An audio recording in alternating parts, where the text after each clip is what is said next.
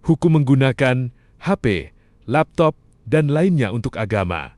Apakah bid'ah? Ustaz, saya sedang bingung. Ada yang bilang kalau kita melakukan sesuatu yang tidak pernah dilakukan Nabi Muhammad SAW, itu namanya bid'ah. Dan setiap bid'ah itu sesat. Tapi sekarang kita pakai HP untuk baca Al-Quran, pakai laptop untuk belajar agama, bahkan ke masjid naik motor atau mobil. Bukankah semua benda itu tidak ada di zaman Nabi? Apakah kita sedang melakukan bid'ah? Pertanyaan bagus. Untuk menjawabnya, kita harus bedakan dulu antara urusan ibadah, agama, dan urusan dunia, sarana. Pernah dengar hadis tentang penyerbukan kurma? Nabi SAW bersabda, kalian lebih mengetahui urusan dunia kalian. Pernah Ustadz, tapi batasannya di mana? Kenapa HP dan motor tidak disebut bid'ah? Begini, bid'ah yang dilarang itu terjadi dalam masalah syariat atau tata cara ibadah ritual kepada Allah. Misalnya, kamu menambah rokaat sholat subuh menjadi 3 karena merasa sedang semangat. Itu baru bid'ah yang sesat, karena kamu mengubah aturan main yang sudah paten dari Allah. Lalu kalau HP dan mobil, itu masuk kategori wasail atau sarana atau alat. Dalam kaidah fikih ada hukum yang berbunyi, hukum sarana itu mengikuti tujuannya. Jika kamu pakai HP untuk menyebarkan kebaikan, HP itu jadi alat yang berpahala. Jika kamu naik motor agar cepat sampai ke masjid, motor itu menjadi sarana ibadah. Berarti benda-benda teknologi ini bukan bagian dari agama itu sendiri ya Ustadz? Tepat sekali. Islam tidak melarang inovasi teknologi. Bayangkan kalau kita mengharamkan semua yang tidak ada di zaman Nabi. Kita tidak akan punya mikrofon untuk azan, tidak ada cetakan mushaf Al-Quran, dulu ditulis di pelepah kurma atau tulang. Dan kita mungkin harus naik onta ke Mekah yang memakan waktu berbulan-bulan. Wah, bakal repot sekali ya. Jadi intinya selama benda itu membantu kita dalam kehidupan dan tidak melanggar syariat, itu dibolehkan. Benar, bahkan teknologi itu bisa jadi wajib jika menjadi satu-satunya jalan untuk melaksanakan kewajiban. Contohnya, jika satu-satunya cara berdakwah di zaman sekarang adalah lewat internet, maka menggunakan perangkat tersebut menjadi sangat penting bagi umat Islam. Alhamdulillah, sekarang saya paham. Berarti kita jangan kaku melihat benda, tapi lihat bagaimana kita menggunakannya. Betul, agama itu memudahkan, bukan mempersulit. Gunakan teknologi untuk mendekatkan diri kepadanya, bukan justru menjauhkan. Ustaz, saya paham kalau teknologi itu alat, tapi bagaimana jika benda yang tidak ada di zaman Nabi itu ternyata membawa dampak buruk atau mudarat? Misalnya HP dipakai untuk menyebar hoaks, atau motor dipakai untuk balap liar yang membahayakan nyawa. Apakah benda itu tetap boleh digunakan? Nah, ini poin yang sangat penting. Dalam Islam ada kaidah usul fikih yang sangat masyhur. La dororo wa la diroro. Tidak boleh membahayakan diri sendiri dan tidak boleh membahayakan orang lain. Meskipun benda itu asalnya boleh, jika penggunaannya menimbulkan kerusakan, maka hukumnya bisa berubah menjadi makruh atau bahkan haram. Berarti bukan bendanya yang salah, tapi penggunaannya ya Ustadz? Betul, tapi ada tapinya. Kita harus melihat mana yang lebih besar, manfaatnya atau mudaratnya. Dalam agama ada kaidah. Dar'ul mafasid muqaddamun ala jalbil masoleh. Mencegah kerusakan harus didahului daripada mengambil manfaat. Bisa beri contoh konkretnya Ustadz? Misalnya begini, media sosial itu bermanfaat untuk silaturahim, manfaat. Tapi jika bagi seseorang media sosial justru membuatnya kecanduan parah, meninggalkan sholat, dan hobinya mencaci maki orang, mudarat, maka bagi orang tersebut menggunakan medsos menjadi haram, karena mudaratnya sudah mengalahkan manfaatnya. Oh, jadi hukumnya bisa berbeda-beda bagi setiap orang? Bisa jadi. Begitu juga dengan motor. Motor itu alat transportasi yang bagus, tapi kalau dipakai untuk geng motor yang meresahkan warga, maka aktivitas itu haram. Di sini Islam hadir untuk mengatur agar teknologi tidak menjadi Tuhan baru yang justru merusak moral dan keselamatan manusia. Lalu bagaimana dengan barang yang sejak awal diciptakan memang untuk merusak, meski di zaman Nabi tidak ada? Jika suatu barang diciptakan yang tujuannya murni untuk merusak, seperti narkoba jenis baru atau senjata pemusnah massal yang tidak sesuai aturan perang Islam, maka itu jelas terlarang sejak awal. Nabi SAW memang tidak menyebutkan merek atau nama bendanya, Tapi Nabi memberikan prinsip bahwa segala sesuatu yang merusak akal, badan, dan agama harus dijauhi. Berarti kita sebagai muslim harus cerdas ya Ustadz.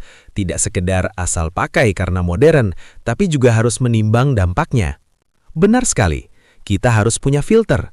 Tanyakan pada diri sendiri, apakah benda ini membuatku lebih dekat kepada Allah atau justru membuatku lalai dan merugikan orang lain? Jika lebih banyak ruginya, maka meninggalkannya adalah bagian dari menjalankan agama. Tunggu dulu Ustadz. Kalau tadi Ustadz bilang barang seperti HP itu urusan dunia, lalu bagaimana dengan barang-barang yang dipakai Nabi, seperti jubah, sorban, atau cara berpakaian Nabi? Apakah kalau kita tidak memakai pakaian yang mirip dengan Nabi, kita dianggap melakukan bid'ah atau kurang sempurna dalam beragama? Ini pertanyaan yang sangat bagus. Di dalam ilmu usul fikih, kita harus membedakan antara perbuatan Nabi yang merupakan ibadah, tasyri', dan perbuatan Nabi yang merupakan kebiasaan manusiawi, jibiliyah. Apa bedanya itu Ustadz? Begini, 1. Perbuatan ibadah adalah apa yang Nabi lakukan untuk menjelaskan syariat, seperti tata cara sholat atau haji. Ini wajib kita ikuti. 2. Perbuatan jibiliyah adalah hal-hal yang Nabi lakukan sebagai manusia yang hidup di tanah Arab pada abad ke-7, seperti cara beliau duduk, jenis makanan yang beliau sukai, seperti kurma atau gandum, dan cara berpakaian, jubah dan sorban. Jadi memakai jubah dan sorban itu bukan kewajiban agama ya? Ulama sepakat bahwa berpakaian seperti Nabi, jubah atau sorban, hukumnya adalah sunnah adab atau kebiasaan, bukan sunnah ibadah yang jika ditinggalkan berdosa atau bid'ah. Perlu kamu tahu, di zaman itu Abu Jahal dan Abu Lahab pun memakai jubah dan sorban yang sama dengan Nabi, karena memang itu pakaian orang Arab. Wah, saya baru terfikir itu. Berarti kalau saya pakai batik atau kemeja rapi ke masjid, saya tidak sedang melakukan bid'ah. Tentu tidak. Bid'ah itu hanya masuk ke dalam urusan syariat atau aturan agama. Dalam berpakaian, Islam hanya memberikan kaidah umum, bukan seragam tertentu. Kaidahnya adalah menutup aurat, bersih dan rapi, tidak menyerupai lawan jenis, dan tidak mengandung unsur sombong, khuyala. Selama kemeja atau batikmu memenuhi syarat itu, maka itu sudah Islami. Tapi Ustadz, bukankah ada pahalanya kalau kita meniru cara berpakaian Nabi? Tentu ada nilainya. Itu disebut ittiba, mengikuti karena rasa cinta. Jika seseorang memakai jubah karena ingin meniru Nabi yang dia cintai, dia mendapat pahala dari rasa cintanya. Namun orang yang memakai baju koko atau kemeja juga tidak bisa disebut ahli bid'ah, karena Nabi tidak pernah mewajibkan umatnya untuk berpakaian persis seperti orang Arab. Berarti Islam itu sangat menghargai budaya setempat ya? Benar, Islam itu seperti air yang bening. Jika air masuk ke gelas, ia bentuknya gelas. Jika masuk ke kendi, ia bentuknya kendi. Islam bisa masuk ke budaya Jawa, Melayu, hingga Eropa tanpa harus menghapus identitas lokal mereka, asalkan budaya tersebut tidak bertentangan dengan tauhid dan akhlak. Tunggu dulu Ustadz, tadi Ustadz bilang kalau mengubah atau menambah urusan ibadah itu bid'ah dan berdosa.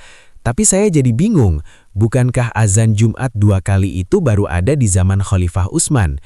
Sholat tarawih berjamaah sebulan penuh itu dikumpulkan oleh Khalifah Umar. Bahkan Al-Quran dibukukan jadi mushaf, itu baru dilakukan setelah Nabi wafat. Bukankah semua itu tambahan dalam ritual ibadah? Apakah itu juga bid'ah? Masya Allah, kamu teliti sekali. Disinilah pentingnya kita memahami apa yang disebut dengan sunnah khulafaur rasyidin dan maslahah mursalah, kepentingan umum. Tapi kan itu tidak ada di zaman Nabi secara langsung Ustadz. Betul, tapi ingat, Nabi SAW sendiri yang memberi lisensi atau izin dalam sebuah hadis. Ikutilah sunnahku dan sunnah khulafaur rasyidin yang mendapat petunjuk setelahku. Hadis riwayat Abu Daud. Artinya, apa yang diputuskan oleh sahabat besar seperti Umar atau Uthman untuk kepentingan umat, itu diakui sebagai bagian dari perluasan syariat, bukan bid'ah yang menyesatkan. Bisa jelaskan satu persatu Ustadz, supaya saya tidak keliru? Tentu, mari kita lihat. 1. Mushaf Al-Quran. Di zaman Nabi, wahyu ditulis di tulang dan daun. Setelah banyak penghafal Al-Quran gugur di perang, para sahabat membukukannya agar Al-Quran tidak hilang. Ini bukan menambah isi agama, tapi menjaga agama. Namanya wasilah atau sarana. 2. Azan Jumat 2 kali. Di zaman Nabi, penduduk Madinah masih sedikit. Di zaman Khalifah Uthman, umat Islam sudah sangat banyak dan pasar sangat ramai. Beliau menambah azan pertama di pasar agar orang-orang bersiap-siap dan tidak ketinggalan sholat Jumat. Ini adalah kebijakan administratif untuk membantu orang beribadah.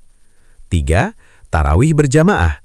Nabi SAW pernah melakukannya, tapi berhenti karena takut umatnya mengira itu wajib.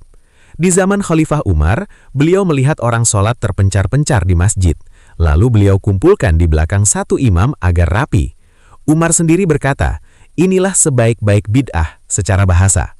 Oh, jadi itu semua dilakukan bukan untuk mengubah inti ibadahnya, tapi untuk mengatur teknisnya agar tujuan ibadah tercapai. Tepat. Itulah yang oleh sebagian ulama, seperti Imam Syafi'i, disebut sebagai bid'ah hasanah, inovasi yang baik, atau dalam istilah lain disebut maslahah mursalah. Syaratnya tidak bertentangan dengan Al-Quran dan hadis, serta tujuannya untuk kebaikan umat. Lalu, apakah kita sekarang boleh kreatif menambah-nambah ritual sendiri? Nah, di sini batasannya. Kita tidak boleh menambah zat ibadah, inti ibadah. Kamu tidak boleh menambah sholat subuh jadi 3 rakaat, karena jumlah rakaat itu paten. Kamu tidak boleh membuat ibadah baru yang tidak ada dasarnya. Misalnya, sholat rebo wekasan dengan tata cara aneh yang diklaim wajib. Tapi kalau kamu menggunakan aplikasi HP untuk menghitung zikir, atau menyiarkan khutbah Jumat lewat YouTube, agar orang yang sakit di rumah bisa mendengar, itu boleh, karena itu sarana, bukan menambah inti ibadahnya. Jadi kuncinya adalah kalau itu sarana untuk membantu ibadah, boleh. Tapi kalau mengubah aturan pokok yang sudah ditetapkan Allah dan Rasul-Nya, itu yang dilarang. Benar sekali, Islam itu dinamis dalam urusan sarana duniawi, tapi kokoh dan terjaga dalam urusan inti akidah dan ibadah. Ustadz, saya jadi paham sekarang, tapi ada satu hal yang mengganjal. Tadi Ustadz bilang kita harus mengikuti sunnah Khulafaur Rasyidin. Apakah itu berarti perkataan sahabat setara dengan sabda Nabi? Dan kalau mereka bisa membuat kebijakan baru, apakah orang zaman sekarang juga bisa disebut mujtahid yang boleh membuat aturan baru? Mengangguk pelan. Pertanyaan yang sangat kritis. Pertama, tentang sunnah Khulafaur Rasyidin. Perlu diingat bahwa mereka tidak membuat agama baru. Mereka hanya melakukan ijtihad, yaitu usaha sungguh-sungguh untuk menerapkan prinsip Al-Quran dan Sunnah pada masalah baru yang muncul. Karena Nabi Muhammad sendiri yang menjamin mereka sebagai yang mendapat petunjuk, Al-Mahdiyin, maka ijtihad mereka memiliki otoritas tinggi bagi kita.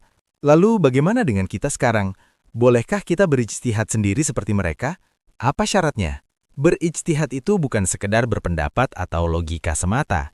Menjadi seorang mujtahid, orang yang melakukan ijtihad, itu syaratnya sangat berat. Tidak bisa hanya karena pintar bicara atau hafal 1-2 hadis. Ulama merumuskan syaratnya. Di antaranya, apa saja itu Ustadz? Apakah saya bisa? Tersenyum. Mari kita lihat checklist para ulama. 1. Menguasai bahasa Arab secara mendalam. Bukan sekedar bisa bicara, tapi paham seluk-beluk tata bahasa, nahwu, sorof, dan balak. Karena Al-Quran dan hadis turun dengan bahasa Arab yang tinggi. 2. Hafal dan paham ayat-ayat hukum. Mengetahui mana ayat yang menghapus atau nasih, dan yang dihapus, mansuk. 3. Menguasai ribuan hadis. Paham mana hadis yang sahih atau valid dan yang lemah atau doif, serta konteks di mana hadis itu diucapkan, asbabun nuzul. 4. Ahli dalam usul fiqh. Paham metodologi hukum, bagaimana mengambil kesimpulan dari dalil yang luas. 5.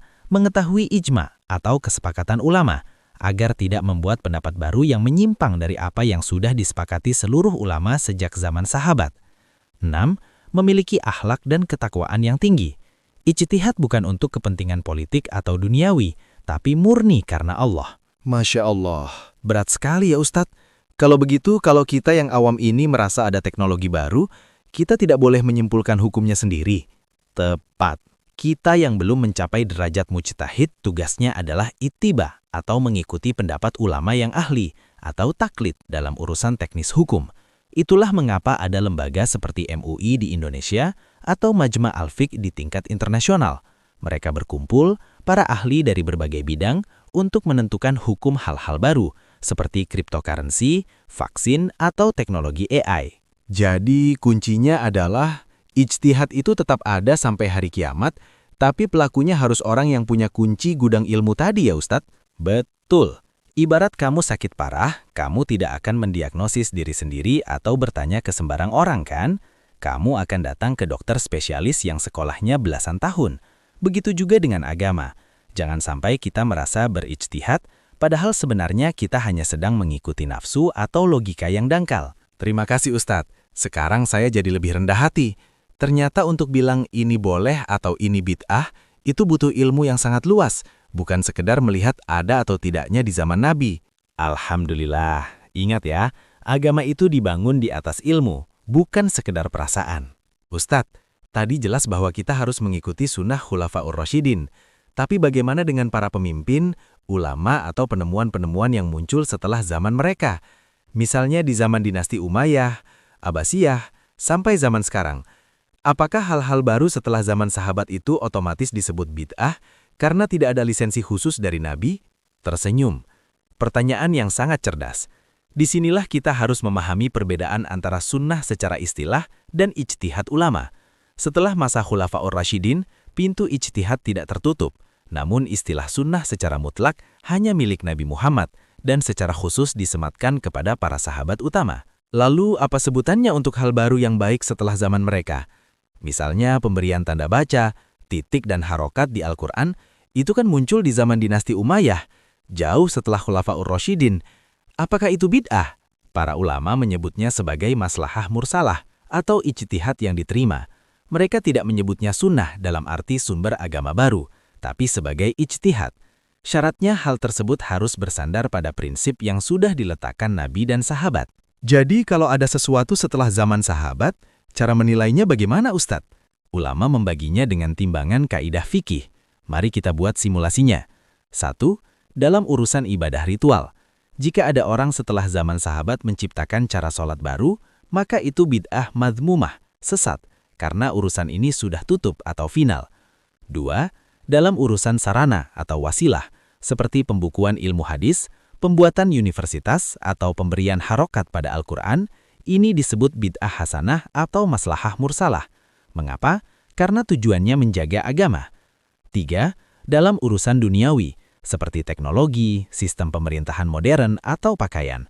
Ini kembali ke hukum asal, yaitu mubah atau boleh. Berarti kita tidak bisa menyebut semua yang setelah Khulafaur Rasyidin itu sunnah ya Ustadz. Secara istilah teknis tidak, tapi jika perbuatan itu adalah hasil ijtihad ulama yang didasarkan pada dalil yang kuat, maka mengikuti mereka adalah bagian dari ketaatan kita kepada ulil amri atau pemegang otoritas ilmu. Allah berfirman, taatilah Allah, taatilah Rasul, dan ulil amri di antara kalian. Quran Surat An-Nisa ayat 59. Oh, saya paham. Jadi setelah masa sahabat, acuannya adalah kesesuaian dengan dalil, bukan lagi siapa yang melakukannya. Jika ulama zaman sekarang membuat fatwa tentang zakat profesi yang tidak ada di zaman Nabi, itu adalah ijtihad yang sah selama ada dasarnya. Tepat sekali. Islam itu tidak berhenti di tahun 600-an Masehi. Islam itu solihun likulli zaman wal makan, sesuai untuk setiap waktu dan tempat.